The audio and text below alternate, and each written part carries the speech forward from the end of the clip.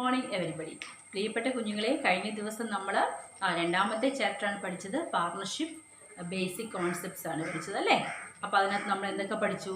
എന്താണ് പാർട്ണർഷിപ്പ് എന്ന് പഠിച്ചു, പാർട്ണർഷിപ്പിൻ്റെ ഫീച്ചേഴ്സ് എന്തൊക്കെയാണെന്ന് പഠിച്ചു, കൂടാതെയോ പാർട്ണർഷിപ്പ് ഡീഡ് എന്താണെന്ന് പഠിച്ചു, കണ്ടൻസ് ഓഫ് പാർട്ണർഷിപ്പ് ഡീഡ് എന്താണെന്ന് പഠിച്ചു. ശരി, ഇന്നിനി ഞാൻ നിങ്ങളെ പഠിപ്പിക്കാൻ പോകുന്നത്, നമ്മൾ പാർട്ണർഷിപ്പ് ഡീഡൊക്കെ പഠിച്ചല്ലോ, അതിനകത്ത് എന്താണ് പാർട്ണർഷിപ്പ് ഡീഡ് എന്നൊക്കെ പഠിച്ചു അല്ലേ. ശരി, ഇന്ന് ഞാൻ നിങ്ങൾക്ക് പറയാൻ പോകുന്നത് rules applicable in the absence of partnership ഡീഡാണ്. അതായത് പാർട്ണർഷിപ്പ് ഡീഡിൻ്റെ അഭാവത്തിൽ നമ്മൾ പാർട്ട്നേഴ്സിൻ്റെ ഒരു പാർട്ണർഷിപ്പ് സ്ഥാപനം നടത്തിക്കൊണ്ട് പോകുമ്പോൾ അതിലുണ്ടാകാവുന്ന കാര്യങ്ങളെ പറ്റിയാണ് നമ്മൾ പറയുന്നത്. അതായത് ആബ്സെൻസ് ഓഫ് പാർട്ണർഷിപ്പ് ഡീഡാണ്. അന്നേരം നമ്മൾ എന്തൊക്കെ റൂൾസാണ് പാലിക്കേണ്ടത്? ഓക്കെ, ഫസ്റ്റ് വൺ, നമ്മൾ പ്രോഫിറ്റ് ഷെയറിങ്ങിൻ്റെ കാര്യത്തിലായിരിക്കണം. അതായത് ഒരു പാർട്ണർഷിപ്പ് ഡീഡ് ഇല്ല, അത് പാർട്ണർഷിപ്പ് ഡീഡ് ഉണ്ടെങ്കിൽ അതിനകത്ത് വ്യക്തമായി പറഞ്ഞിരിക്കും ഓരോ പാർട്ട്നേഴ്സിനും എത്ര ശതമാനം അല്ലെങ്കിൽ എത്ര വീതമായിരിക്കണം പ്രോഫിറ്റ് ഷെയർ ചെയ്യുന്നതെന്നൊക്കെ പറഞ്ഞിരിക്കും. എന്നാൽ ഇവിടെ പാർട്ണർഷിപ്പ് ഡീഡ് ഇല്ലാത്തത് കൊണ്ട് എങ്ങനെയായിരിക്കണം പ്രോഫിറ്റ് ഷെയർ ചെയ്യേണ്ടത്? ഈക്വലി ആയിരിക്കണം. എങ്ങനെയാണ് പ്രോഫിറ്റ് ഷെയർ ചെയ്യേണ്ടത്? പ്രോഫിറ്റ് ഷെയറിങ് ഈക്വലി ആയിരിക്കണം. കണ്ടോ, ABC എന്ന് പറയുന്ന 3 പാർട്ട്നേഴ്സ് ഉണ്ടെങ്കിൽ ആ 3 പാർട്ട്നേഴ്സിനും തുല്യമായിട്ടായിരിക്കണം ലാഭം വീതിക്കേണ്ടത്. ഓക്കെ, പ്രോഫിറ്റ് ഷെയറിങ് എങ്ങനെയായിരിക്കണം വരേണ്ടത്? Equally in the absence of partnership deed. അതായത് പാർട്ണർഷിപ്പ് ഡീഡിൻ്റെ അഭാവത്തിൽ ലാഭം നമ്മൾ പങ്കുവയ്ക്കുന്നത് എങ്ങനെയായിരിക്കും? ഈക്വലായിട്ടായിരിക്കണം. ഓക്കെ ആണല്ലോ. Next one interest on capital ആണ്. അതായത് നമ്മൾ ബിസിനസ്സിലേക്ക് കൊണ്ടുവന്നിരിക്കുന്ന ക്യാപിറ്റലിൽ നമുക്ക് എന്ത് കിട്ടും? പലിശ കിട്ടും. അത് പാർട്ണർഷിപ്പ് ഡീഡിൻ്റെ അഭാവത്തിൽ, അതായത് പാർട്ണർഷിപ്പ് ഡീഡ് ഇല്ല എങ്കിൽ നമ്മൾ എങ്ങനെയായിരിക്കണം ഇൻട്രസ്റ്റ് നൽകേണ്ടതായിട്ടുണ്ടോ? Not given. അതായത് നമ്മൾ എന്ത് ചെയ്യേണ്ട? ഈ സ്ഥാപനം ഈ പാർട്ട്നേഴ്സിന് ഇൻട്രസ്റ്റ് ഓൺ ക്യാപിറ്റൽ നൽകേണ്ട. Okay, but in the case of partnership deed ഉണ്ടായിരുന്നെങ്കിലോ? പാർട്ണർഷിപ്പ് ഡീഡ് ഉണ്ടായിരുന്നു എങ്കിൽ പാർട്ണർഷിപ്പ് ഡീഡിൽ പറയുന്ന അത്രയും ശതമാനം അല്ലെങ്കിൽ പറയുന്ന തുക നമ്മൾ ആർക്ക് കൊടുക്കണം? പാർട്ട്നേഴ്സിന് കൊടുത്തേ മതിയാവുള്ളൂ. പക്ഷേ നമുക്കിവിടെ പാർട്ണർഷിപ്പ് ഡീഡിൻ്റെ അഭാവത്തിൽ, പാർട്ണർഷിപ്പ് ഡീഡ് ഇല്ലാത്തത് കൊണ്ട് നമുക്ക് എന്ത് ചെയ്യാം?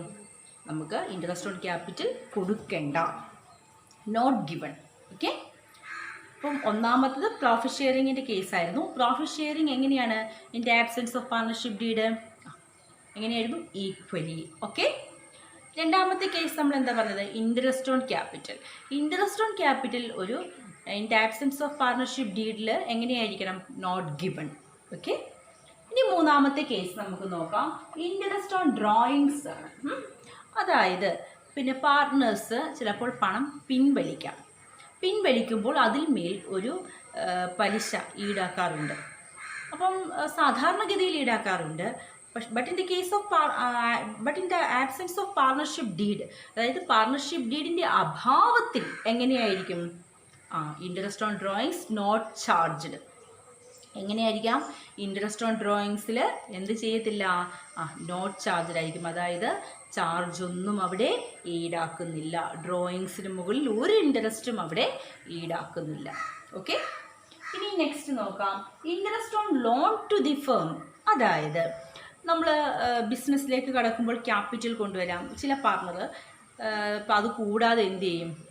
ലോൺ എടുക്കാറുണ്ട്. അപ്പം ലോൺ എടുക്കുമ്പോൾ നമ്മൾ പാർട്ണർഷിപ്പ് ഡീഡിൽ ആണെങ്കിൽ പറഞ്ഞിരിക്കും, പാർട്ണർഷിപ്പ് ഡീഡിൽ 6% അല്ലെങ്കിൽ 7% അല്ലെങ്കിൽ 8%, 10% ഒക്കെ അവർക്ക് എന്താണ് ഇൻട്രസ്റ്റ് ഈടാക്കുന്ന കാര്യം interest on loan to the firm കൊടുക്കേണ്ടതായിട്ടുണ്ട് അല്ലേ. പക്ഷേ but in the absence of partnership deed, partnership ഡീഡിൻ്റെ അഭാവത്തിൽ, കാരണം ഒരു പാർട്ണർഷിപ്പ് ഡീഡ് എഴുതി തയ്യാറാക്കിയിട്ടില്ല എങ്കിൽ എന്ത് ചെയ്യും? ഒരു 6% നിരക്കിലായിരിക്കണം interest on loan. Okay, interest on loan charge ചെയ്യുന്നത് എത്ര ശതമാനമാണ്? 6%. ഓക്കെ, പക്ഷേ പാർട്ണർഷിപ്പ് ഡീഡിൽ ഒരു 10% പറഞ്ഞിട്ടുണ്ടെങ്കിൽ ആ 10% കൊടുത്തേ പറ്റൂ. എന്നാൽ പാർട്ണർഷിപ്പ് ഡീഡിൻ്റെ അഭാവത്തിൽ, പാർട്ണർഷിപ്പ് ഡീഡ് ഇല്ല എങ്കിൽ നമ്മൾ എന്ത് ചെയ്യും? 6% നിരക്കിലായിരിക്കും ഇൻട്രസ്റ്റ് ഓൺ ലോൺ. ഓക്കെ, ഇനി അടുത്തത് റെമ്യൂണറേഷൻ ടു പാർട്ട്നേഴ്സ്, അതായത് ഓരോ പാർട്ട്നേഴ്സിനും നൽകുന്ന വേതനം. അത് in the absence of partnership deed ആണെങ്കിൽ എങ്ങനെയായിരിക്കും? Not given. എന്താണ്? നമുക്ക് റെമ്യൂണറേഷൻ നൽകുകയേ വേണ്ട. അതേസമയം ഒരു പാർട്ണർഷിപ്പ് ഡീഡ് ഉണ്ടായിരുന്നെങ്കിലോ? ഉണ്ടെങ്കിൽ ആ പാർട്ണർഷിപ്പ് ഡീഡിൽ വ്യക്തമായി പ്രതിപാദിച്ചിരിക്കും. ഓരോ പാർട്ട്നേഴ്സിനും റെമ്യൂണറേഷൻ ഇത്ര എന്ന് വ്യക്തമായി രേഖപ്പെടുത്തിയിരിക്കും. എന്നാൽ ഇവിടെ നമുക്ക് പാർട്ണർഷിപ്പ് ഡീഡിൻ്റെ അഭാവമുള്ളതുകൊണ്ട്, പാർട്ണർഷിപ്പ് ഡീഡ് തയ്യാറാക്കിയിട്ടില്ലാത്തത് കൊണ്ട് നമ്മൾ എന്ത് ചെയ്യും? നമ്മൾ റെമ്യൂണറേഷൻ പാർട്ട്നേഴ്സിനൊന്നും നൽകുന്നില്ല. ഓക്കെ, അപ്പം ഞാൻ എന്തൊക്കെയാണ് പറഞ്ഞത്? Rules applicable in the absence of partnership ഡീഡാണ്. ഒരു പാർട്ണർഷിപ്പ് ഡീഡിൻ്റെ അഭാവത്തിൽ നമ്മൾ എങ്ങനെയാണ് ആ സ്ഥാപനത്തിലെ കാര്യങ്ങൾ, അല്ലെങ്കിൽ ആ സ്ഥാപനത്തിലെ റൂൾസ് എങ്ങനെയായിരിക്കുമെന്നാണ് നമ്മളിവിടെ ചർച്ച ചെയ്തത്. അപ്പം നമുക്ക് ഒന്നുകൂടി നോക്കാം. എന്തൊക്കെ കാര്യങ്ങളാണ് ഞാൻ പറഞ്ഞത്? ഒന്നാമത് പ്രോഫിറ്റ് ഷെയറിംഗ് ആയിരിക്കും. പ്രോഫിറ്റ് ഷെയറിംഗ് ഏത് രീതിയിലായിരിക്കണം നൽകേണ്ടത്? ഈക്വൽ ആയിട്ടായിരിക്കണം. രണ്ടാമത് നമ്മൾ എന്താണ് പറഞ്ഞത്? ഇൻട്രസ്റ്റ് ഓൺ ക്യാപിറ്റലാണ്. In the absence of partnership ഡീഡിലാണെങ്കിൽ ഇൻട്രസ്റ്റ് ഓൺ ക്യാപിറ്റൽ എങ്ങനെയായിരിക്കണം? നോട്ട് ഗിവൺ ആണ്. ഇൻട്രസ്റ്റ് ഓൺ ഡ്രോയിങ്സ് ആണെങ്കിലോ നോട്ട് ചാർജ്ഡ്, അത് ചാർജ് ചെയ്യേണ്ട ആവശ്യമേ അവിടെയില്ല.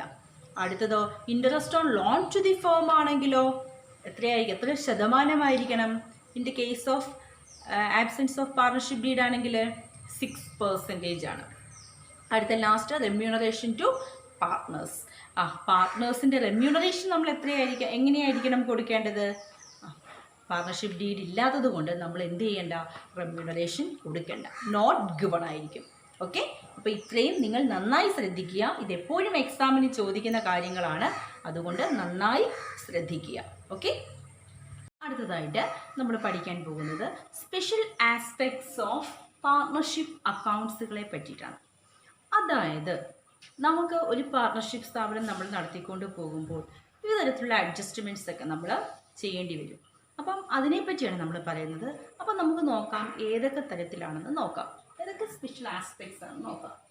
ഒന്നാമത്തത് മെയിൻ്റനൻസ് ഓഫ് ക്യാപിറ്റൽ അക്കൗണ്ട്സ്, അതായത് നമ്മൾ ക്യാപിറ്റൽ അക്കൗണ്ട് മെയിൻറ്റെയിൻ ചെയ്യേണ്ടതായിട്ട് ഉണ്ട്. രണ്ടാമത്തത് distribution of profit and loss, പിന്നീട് നമ്മൾ ലാഭം അല്ലെങ്കിൽ നഷ്ടം നമ്മൾ എന്ത് ചെയ്യേണ്ടതായിട്ടുണ്ട്?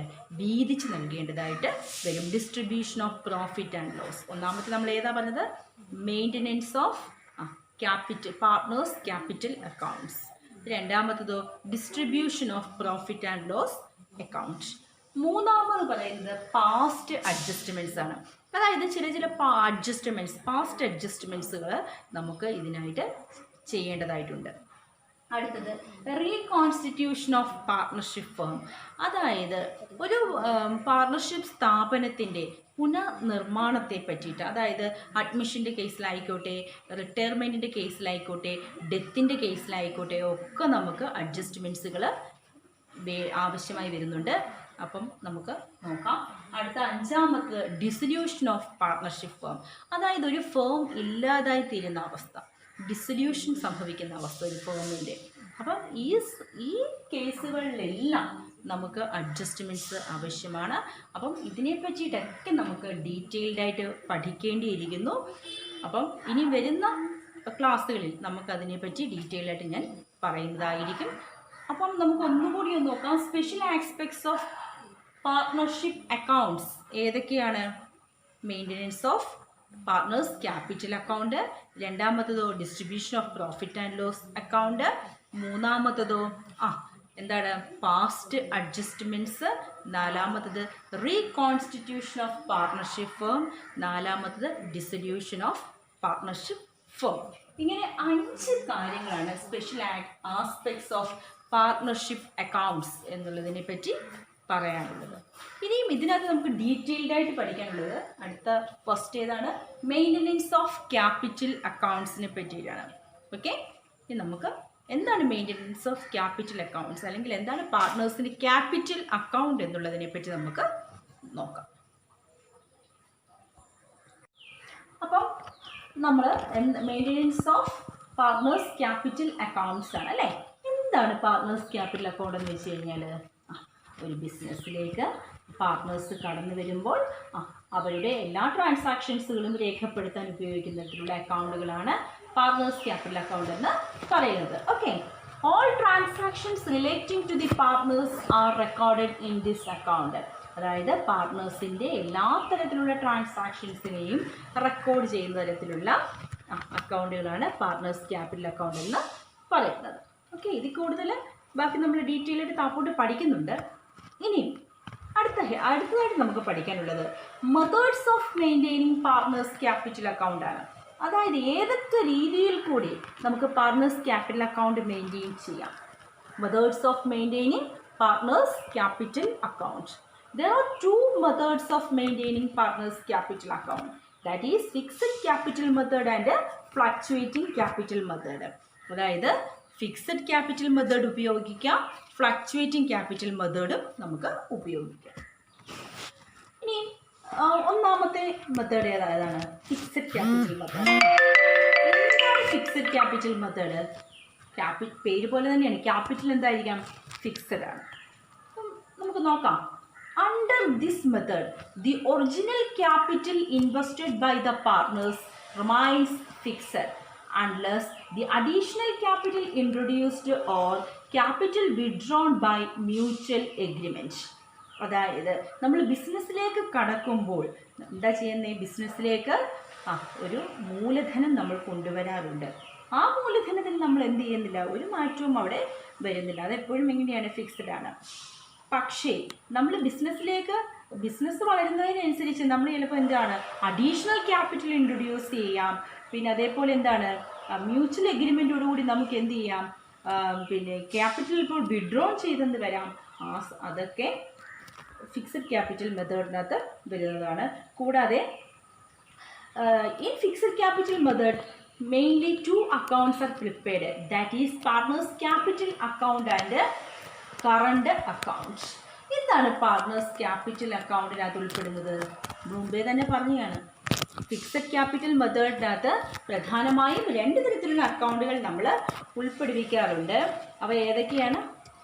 പാർട്ട്നേഴ്സ് ക്യാപിറ്റൽ അക്കൗണ്ടും പാർട്ട്നേഴ്സിൻ്റെ കറണ്ട് അക്കൗണ്ടുമാണെന്ന് പറഞ്ഞു അല്ലേ.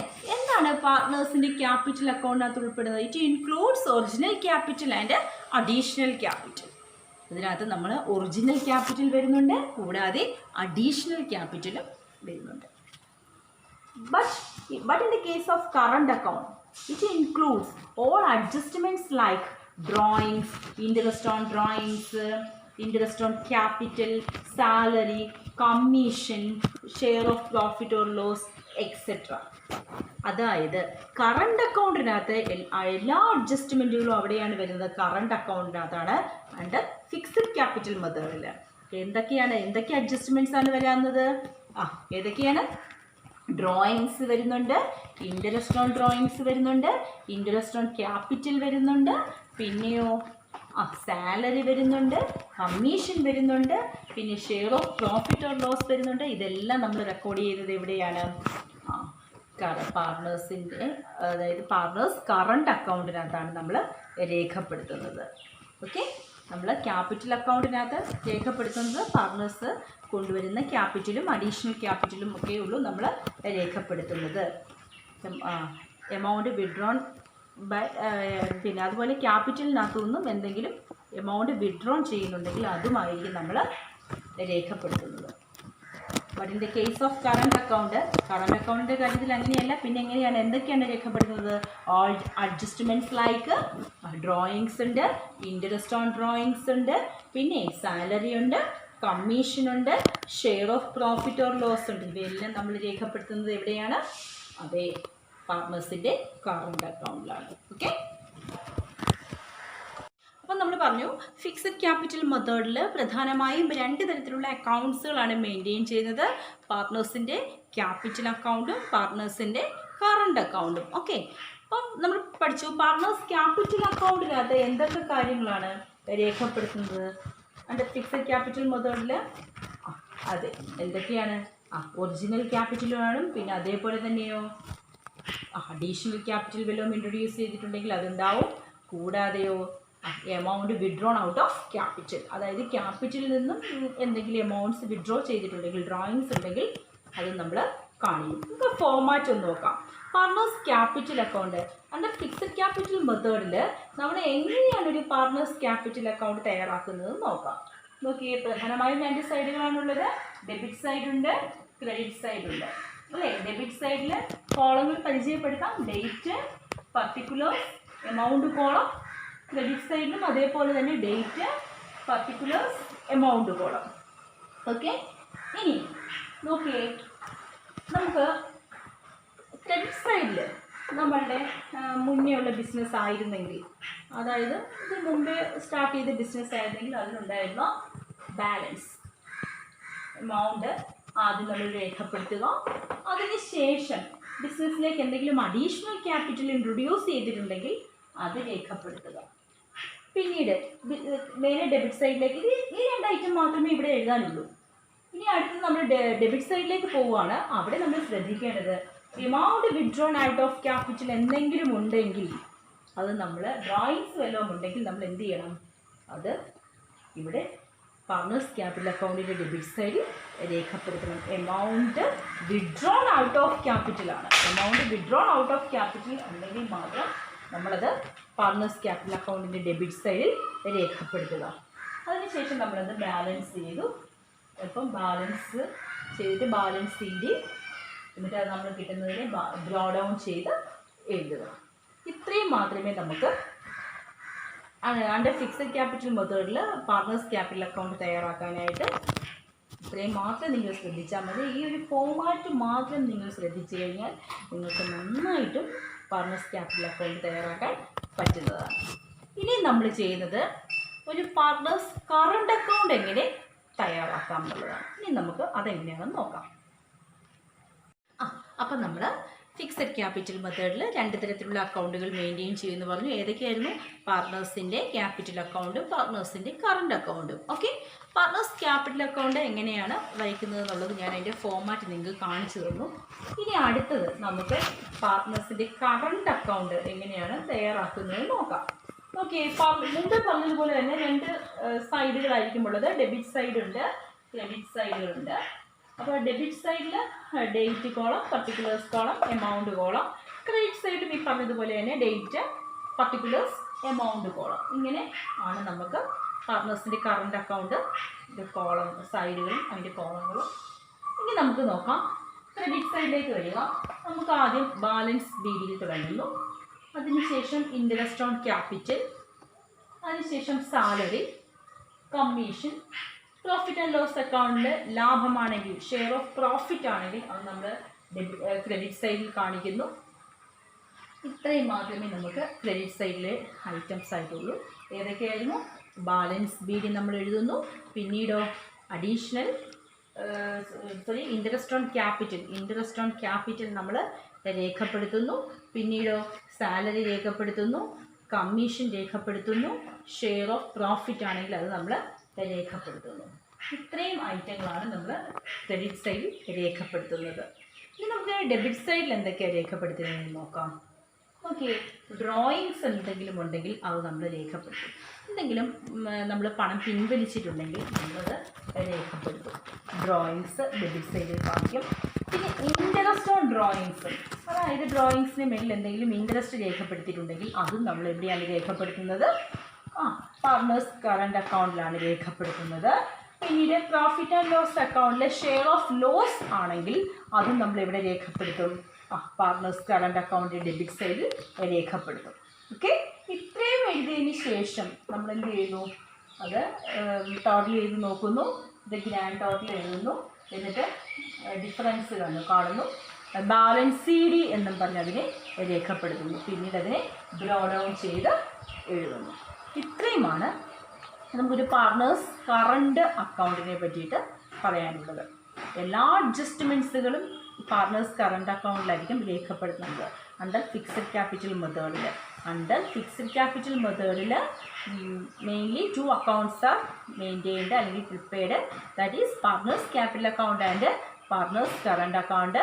പാർട്ട്നേഴ്സ് ക്യാപിറ്റൽ അക്കൗണ്ട് ഇൻക്ലൂഡ്സ് എന്തൊക്കെയാണ് പാർട്ട്നേഴ്സ് ക്യാപിറ്റൽ അക്കൗണ്ടിൽ ഇൻക്ലൂഡ് ചെയ്യുന്നത്? പിന്നെ നമ്മൾ ബിസിനസ്സിലേക്ക് കൊണ്ടുവരുന്ന capital and additional capital and amount withdrawn from out of capital അല്ലേ? ഇത്രയുമായിരിക്കും നമ്മൾ ഇതിനകത്ത് രേഖപ്പെടുത്തുന്നത്, പാർട്ട്നേഴ്സ് ക്യാപിറ്റൽ അക്കൗണ്ടിനകത്ത് രേഖപ്പെടുത്തുന്നത്.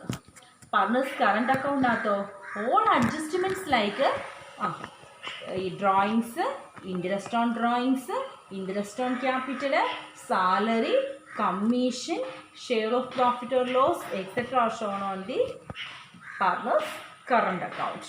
ഓക്കെ, നിങ്ങൾക്കിപ്പോൾ എന്താണ് ഫിക്സഡ് ക്യാപിറ്റൽ മെത്തേഡ് എന്ന് മനസ്സിലായോ? ഇനി ഞാൻ അടുത്തതായിട്ട് രണ്ടാമത്തെ മെത്തേഡാണ് പറയാൻ പോകുന്നത്. ഏതാണ് ആ രണ്ടാമത്തെ മെത്തേഡ്? ഫ്ലക്ച്വേറ്റിംഗ് ക്യാപിറ്റൽ മെത്തേഡാണ്. വേർഡിനകത്ത് തന്നെയുണ്ട്. എന്താണ് ഫ്ലക്ച്വേറ്റിംഗ് ക്യാപിറ്റൽ മെത്തേഡ്? ഫ്ലക്ച്വേറ്റ് ചെയ്തുകൊണ്ടേയിരിക്കും എന്ന് വെച്ചാൽ എന്താ, അതിങ്ങനെ വ്യത്യാസപ്പെട്ടുകൊണ്ടേ ഇരിക്കും. അതായത് എമൗണ്ടിൽ എപ്പോഴും എന്തായിരിക്കാം, വ്യത്യാസം ഉണ്ടാകാം അല്ലേ? നമുക്ക് നോക്കാം എന്താണ് ഫ്ലക്ച്വേറ്റിംഗ് ക്യാപിറ്റൽ മെത്തേഡ് എന്ന്. Under the fluctuating capital method, partners' capital fluctuating from year to year. പാർട്ട്നേഴ്സിൻ്റെ ക്യാപിറ്റൽ എന്ത് ചെയ്യുന്നു? ഓരോ വർഷം കഴിയുന്തോറും അത് ഫ്ലക്ച്വേറ്റ് ചെയ്തുകൊണ്ടേ ഇരിക്കുന്നു അല്ലേ? ഓരോ വർഷം കഴിയുന്തോറും അതിന് വ്യത്യാസം വന്നുകൊണ്ടേ ഇരിക്കുന്നു. ഇൻ ദിസ് അക്കൗണ്ട് അല്ലെങ്കിൽ in this method mainly one account are prepared, that is partners capital account. All adjustments like drawings, interest on drawings, interest on capital, salary, commission, പിന്നീടോ share of profit or loss etcetera shown on this account. അതായത് fluctuating capital മെത്തേഡിൽ ഒരു account മാത്രമേ നമ്മൾ maintain ചെയ്യുന്നുള്ളൂ. അത് ഏതാണെന്ന് ചോദിച്ചാൽ ഏതാണ്? പാർട്ട്നേഴ്സിൻ്റെ ക്യാപിറ്റൽ അക്കൗണ്ടാണ്. പാർട്ട്നേഴ്സ് ക്യാപിറ്റൽ അക്കൗണ്ടിൽ നമ്മൾ എന്തൊക്കെ രേഖപ്പെടുത്തും? നമ്മൾ drawings, interest on drawings, interest on capital, salary, commission, share of profit or loss, ഇതെല്ലാം നമ്മൾ ഇതിനകത്താണ് രേഖപ്പെടുത്തുന്നത്. പിന്നെ അതുപോലെ തന്നെ പാർട്ട്നേഴ്സിൻ്റെ ക്യാപിറ്റൽ, അഡീഷണൽ ക്യാപിറ്റൽ, ഇവയെല്ലാം നമ്മൾ രേഖപ്പെടുത്തുന്നത് പാർട്ട്നേഴ്സിൻ്റെ ക്യാപിറ്റൽ അക്കൗണ്ടിലായിരിക്കും. ഓക്കെ, ഫ്ലക്ച്വേറ്റിംഗ് ക്യാപിറ്റൽ മെത്തേഡ് എന്ന് മനസ്സിലായോ? ഫ്ലക്ച്വേറ്റിംഗ് ക്യാപിറ്റൽ മെത്തേഡിൽ ഒരു അക്കൗണ്ട് മാത്രമേ പ്രിപ്പയർ ചെയ്യത്തുള്ളൂ. ഏതാണ്? പാർട്ട്നേഴ്സിൻ്റെ ക്യാപിറ്റൽ അക്കൗണ്ട് മാത്രമേ പ്രിപ്പയർ ചെയ്യത്തുള്ളൂ. അതിനകത്താണ് എല്ലാ അഡ്ജസ്റ്റ്മെൻറ്റ്സും ഇൻക്ലൂഡ് ചെയ്തിരിക്കുന്നത്. അതായത് ഏതൊക്കെ അഡ്ജസ്റ്റ്മെൻറ്റ്സ് ആയിരുന്നു? അഡ്ജസ്റ്റ്മെൻറ്റ്സ് ലൈക്ക് അഡീഷണൽ ക്യാപിറ്റലുണ്ട്, അഡീഷണൽ ക്യാപിറ്റലുണ്ട്, പിന്നെ സാലറി ഉണ്ട്, കമ്മീഷനുണ്ട്, ഇൻട്രസ്റ്റ് ഓൺ ഡ്രോയിങ്സ് ഉണ്ട്, ഇൻട്രസ്റ്റ് ഓൺ ക്യാപിറ്റൽ ഉണ്ട്, share of profit or loss ഉണ്ട്. ഇതെല്ലാം നമ്മൾ രേഖപ്പെടുത്തുന്നത് എവിടെയാണ്? അണ്ടർ ഫ്ലക്ച്വേറ്റിംഗ് ക്യാപിറ്റൽ മെത്തേഡിൽ ഒരു അക്കൗണ്ട് മാത്രമേ പ്രിപ്പയർ ചെയ്യുന്നുള്ളൂ. അതേതാണ്? പാർട്ട്നേഴ്സ് ക്യാപിറ്റൽ അക്കൗണ്ടാണ്. ഇത്തരത്തിലുള്ള എല്ലാ അഡ്ജസ്റ്റ്മെൻറ്റുകളും നമ്മൾ രേഖപ്പെടുത്തുന്നതും ഈ പാർട്ട്നേഴ്സ് ക്യാപിറ്റൽ അക്കൗണ്ടിൽ തന്നെ ആയിരിക്കും. ഓക്കെ, ഇനി ആ പാർട്ട്നേഴ്സ് ക്യാപിറ്റൽ അക്കൗണ്ട് ഞാൻ നിങ്ങൾക്കൊന്ന് പരിചയപ്പെടുത്തി തരാം. നോക്കിയേ, പാർട്ട്നേഴ്സ് ക്യാപിറ്റൽ അക്കൗണ്ടാണ് ഞാനിവിടെ എഴുതിയിട്ടുള്ളത്. നോക്കിയേ, ആദ്യം ബാലൻസ്. നമ്മൾ പറഞ്ഞതുപോലെ തന്നെ രണ്ട് സൈഡുകളാണുള്ളത്. ഡെബിറ്റ് സൈഡുണ്ട്, ക്രെഡിറ്റ് സൈഡുണ്ട്. ഡെബിറ്റ് സൈഡിൽ ഏതൊക്കെ കോളങ്ങളാണ്? Date, particulars, amount column. Credit സൈഡിലും അതുപോലെ തന്നെ date column, particulars column, amount column. ഇനി നമുക്ക് നേരെ ക്രെഡിറ്റ് സൈഡിലേക്ക് വരാം. ഈ ഫോർമാറ്റ് നിങ്ങൾ ഫോളോ ചെയ്ത് കഴിഞ്ഞാൽ നിങ്ങൾക്ക് നന്നായി പ്രോബ്ലം ചെയ്യാൻ പറ്റും. നിങ്ങളത് നന്നായി ശ്രദ്ധിച്ചോളണം. നോക്കിയേ, ക്രെഡിറ്റ് സൈഡിൽ first item balance B D ആണ്. രണ്ടാമത്തെ ഐറ്റം നോക്കുക, അഡീഷണൽ ക്യാപിറ്റലാണ്. ബിസിനസ്സിലേക്ക് കൊണ്ടുവരുന്ന അഡീഷണൽ ക്യാപിറ്റൽ. പിന്നെ അടുത്തത് ഇൻട്രസ്റ്റ് ഓൺ ക്യാപിറ്റലാണ്. അടുത്തത് സാലറിയാണ്. പിന്നെ തന്നിരിക്കുന്നത് കമ്മീഷനാണ്. പിന്നെ ഷെയർ ഓഫ് പ്രോഫിറ്റ് ആണ്. ലാഭമാണെങ്കിൽ അത് നമ്മൾ ക്രെഡിറ്റ് സൈഡിലാണ് രേഖപ്പെടുത്തുന്നത്. ഇതെല്ലാം കൂട്ടുന്ന ഐറ്റങ്ങളാണ്. ഈ കൂട്ടുന്ന ഐറ്റങ്ങളിൽ നിന്നെല്ലാം നമ്മൾ എന്ത് ചെയ്യുന്നു? Opening capital, additional capital, interest on capital, salary, commission, profit and share of profit, ഇവയെല്ലാം കൂടി നമ്മൾ കൂട്ടുന്നു. അതിൽ നിന്ന് നമ്മൾ കുറയ്ക്കേണ്ട ഐറ്റങ്ങൾ ഏതൊക്കെയാണ്? ഡെബിറ്റ് സൈഡിൽ നോക്കിയേ, drawings, interest on drawings, share of loss. Okay, ഇതൊക്കെയാണ് നമ്മൾ ഡെബിറ്റ് സൈഡിൽ രേഖപ്പെടുത്തുന്ന ഐറ്റങ്ങൾ. ഇത്രയുമാണ് ഒരു പാർട്ണേഴ്സ് ക്യാപിറ്റൽ അക്കൗണ്ടിൽ ഉൾപ്പെടുന്ന ഐറ്റംസ്. അപ്പം ഇന്ന് നമ്മൾ പഠിച്ചിട്ടുള്ള രണ്ട് തരത്തിലുള്ള രണ്ട് മെത്തേഡ് നമ്മൾ പഠിച്ചു. ക്യാപിറ്റൽ അക്കൗണ്ടുകൾ മെയിൻറ്റെയിൻ ചെയ്യുന്ന പ്രധാനമായും ഉള്ള രണ്ട് മെത്തേഡുകളാണ് നമ്മൾ പഠിച്ചത്. ഏതൊക്കെയാണ്? ഫിക്സഡ് ക്യാപിറ്റൽ മെത്തേഡും ഫ്ലക്ച്വേറ്റിംഗ് ക്യാപിറ്റൽ മെത്തേഡുമാണ്. ഫിക്സഡ് ക്യാപിറ്റൽ മെത്തേഡിൽ രണ്ട് തരത്തിലുള്ള അക്കൗണ്ട്സുകളാണ് മെയിൻറ്റെയിൻ ചെയ്യുന്നതെന്ന് പറഞ്ഞു. പാർട്ട്നേഴ്സ് ക്യാപിറ്റൽ അക്കൗണ്ടും പാർട്ട്നേഴ്സ് കറണ്ട് അക്കൗണ്ടും. ഓക്കെ, പാർട്ട്നേഴ്സ് ക്യാപിറ്റൽ അക്കൗണ്ടിൽ നമ്മൾ ഉൾപ്പെടുത്തുന്നത് എന്തൊക്കെയാണെന്ന് പറഞ്ഞു? Capital, additional capital, amount withdrawn out of capital. Okay, ഈ 3 ഐറ്റങ്ങൾ മാത്രമേ നമ്മൾ എവിടെ ഉൾപ്പെടുത്താറുള്ളൂ? ഫിക്സഡ് ക്യാപിറ്റൽ മെത്തേഡിൽ പാർട്ട്നേഴ്സ് ക്യാപിറ്റലിനകത്ത് രേഖപ്പെടുത്താറുള്ളൂ. ഇനി പാർട്ട്നേഴ്സ് കറണ്ട് അക്കൗണ്ടിനകത്ത് നമ്മൾ എന്തൊക്കെയായിരുന്നു രേഖപ്പെടുത്തിക്കൊണ്ടിരുന്നത്? എന്തൊക്കെയായിരുന്നു? Interest on capital, interest on drawings, salary, commission, share of profit or loss. Okay, ഇനി ഫ്ലക്ച്വേറ്റിംഗ് ക്യാപിറ്റൽ മെത്തേഡിലോ? ഫ്ലക്ച്വേറ്റിംഗ് ക്യാപിറ്റൽ മെത്തേഡിൽ പ്രധാനമായും ഒറ്റ ഒരു അക്കൗണ്ട് മാത്രമേ പ്രിപ്പയർ ചെയ്യുന്നുള്ളൂ. അതേതാണ്? പാർട്ട്നേഴ്സ് ക്യാപിറ്റൽ അക്കൗണ്ടാണ്. അതിനകത്താണ് നമ്മൾ എല്ലാ ഡീറ്റെയിൽസും രേഖപ്പെടുത്തുന്നത്. ബാലൻസ് വീഡിയോ ഉണ്ട്, അത് ക്യാപിറ്റലുണ്ട്, അഡീഷണൽ ക്യാപിറ്റലുണ്ട്, പിന്നെ ഡ്രോയിങ്സ് ഉണ്ട്, ഇൻട്രസ്റ്റ് ഓൺ ഡ്രോയിങ്സ് ഉണ്ട്, ഇൻട്രസ്റ്റ് ഓൺ ക്യാപിറ്റലുണ്ട്, സാലറി ഉണ്ട്, കമ്മീഷനുണ്ട്, share of profit or loss നമ്മൾ രേഖപ്പെടുത്തുന്നു. ഓക്കെ, അത് ഒരു കാര്യം കൂടി പറഞ്ഞോട്ടെ. ഫ്ലക്ച്വേറ്റിംഗ് ക്യാപിറ്റൽ മെത്തേഡിന് നമ്മൾ മറ്റൊരു പേര് കൂടി അറിയപ്പെടും, ഫ്ലോട്ടിംഗ് ക്യാപിറ്റൽ എന്ന പേര് കൂടി അറിയപ്പെടും. Fluctuating capital is also known as floating capital. Okay, ഞാൻ പറഞ്ഞു തന്നിട്ടുള്ള ഇന്നത്തെ എല്ലാ കാര്യങ്ങളും നിങ്ങൾ നന്നായി മനസ്സിരുത്തി പഠിക്കുക. അക്കൗണ്ട് എല്ലാം നന്നായി ഓർത്ത് വയ്ക്കുക. അതിൽ വരുന്ന ഓരോന്നിലും വരുന്ന ഐറ്റങ്ങളെ പറ്റി നിങ്ങൾ മനസ്സിരുത്തി പഠിച്ചിട്ട് ഇനി അടുത്ത ക്ലാസ്സിൽ നമുക്ക് ഇതിൻ്റെ പ്രോബ്ലംസ് ഒക്കെ ചെയ്ത് നോക്കാനുണ്ട്. അപ്പോൾ നന്നായി പഠിക്കുക. ഓക്കെ.